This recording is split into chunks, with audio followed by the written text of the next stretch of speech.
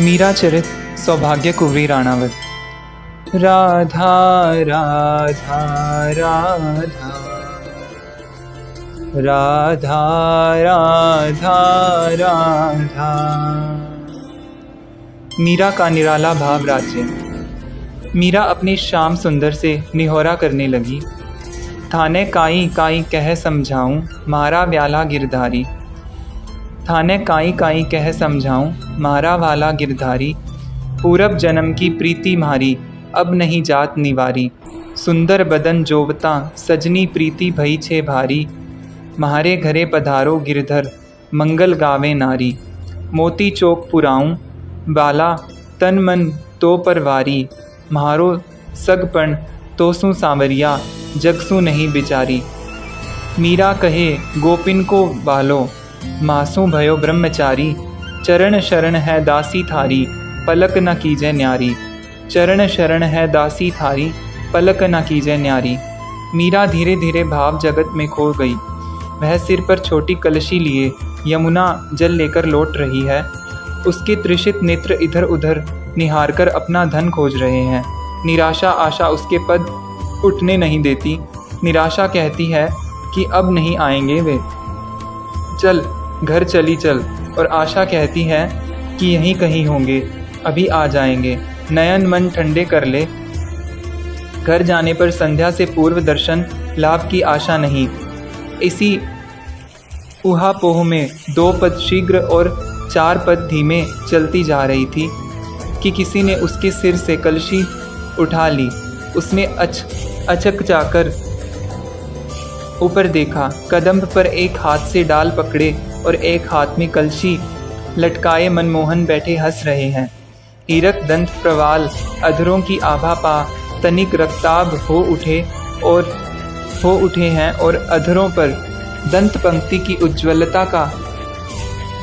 उज्ज्वलता झलक रही है। नेत्रों में अचगरी जैसे मूर्त हो गई। लाज के मारे उसकी दृष्टि ठहरती नहीं। लज्जा नीचे और प्रेम उत्सुकता ऊपर देखने को विवश कर रही है।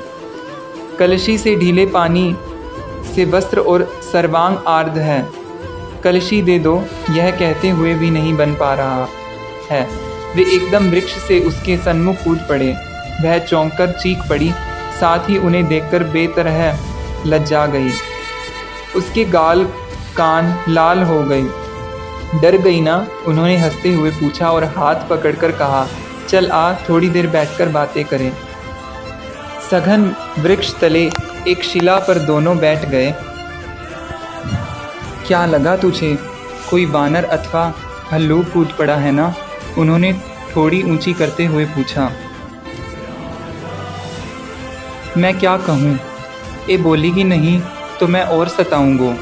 तेरी यह मटुकिया है ना, या को और दूंगो और का करूँगो। उन्होंने सोचते हुए एकदम से कहा, तेरी नाक खींच दूंगो। और उसे उनकी इस भंगिमा पर बेतहाशा हंसी आ गई। वे भी हंसने लगे। पूछा, अभी क्या पानी भरने का समय है? दोपहर में घाट नितांत सुने रहते हैं। जो कहूँ सचमुच भल्लूक आ गया तो तुम हो ना? उसके मुख से निकला। मैं क्या यहाँ बैठा ही रहता हूँ? गौएं नहीं चरानी मुझे? एक बात कहूँ? मैंने सिर नीचा कर किए हुए कहा। एक नहीं 100 कह, पर माथा तो ऊंचा कर। तेरो मुख ही नाए दिख रहे हो मोकू। उन्होंने मुख ऊंचा किया तो फिर लाज ने आ घेरा। अच्छो मुख नीचो ही रहने दे। कह का बात है? तुम्हें कैसे प्रसन्न किया जा सकता है? बहुत कठिनाई से मैंने पूछा। तो सखी, तुझे मैं अप्रसन्न दिखाई दे रहा हूँ?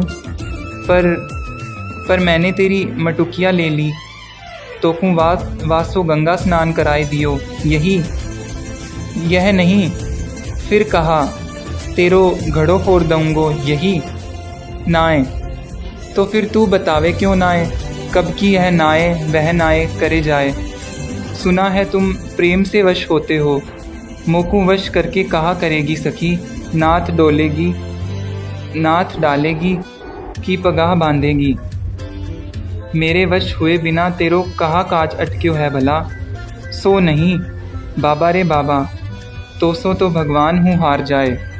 श्याम सुंदर, हाँ कह तो, कब से पूछ रहो हूँ। मोड़ो पूरो खुले हूँ नाए, एक हूँ बात पूरी नाए निकसे। मैं बारो भोरो कैसे समझूंगो। सुनो श्याम सुंदर, मैंने आंख मूंदकर पूरा जोर लगाकर कह दिया, मुझे तुम्हारे चरणों में अनुराग चाहिए। सो कहा होए सखी, उन्होंने अनजान होकर पूछा। अपनी विवशता पर मेरी आंखों में आंसू भर आए, घुटनों में सिर दे मैं रो पड़ी। रोवे मत, उन्होंने बाहों में भर मेरे सिर पर अपना कपोल रखते हुए कहा। और अनुराग कैसो होवे री। रोवे मत, उन्होंने बाहों में भर मेरे सिर पर अपना कपोल रखते हुए कहा। और अनुराग कैसो होवे री। सब कहें, उसमें अपने सुख की आशा इच्छा नहीं होती। तो और कहा होए, श्याम सुंदर ने पूछा। तुम्हारे सुख की इच्छा। और कहा, अब तू मोको दुख दे रही है। वे हंसकर दूर जा खड़े हुए। मैंने आश्चर्य से देखा। ले अपनी कलशी बावरी कहीं की।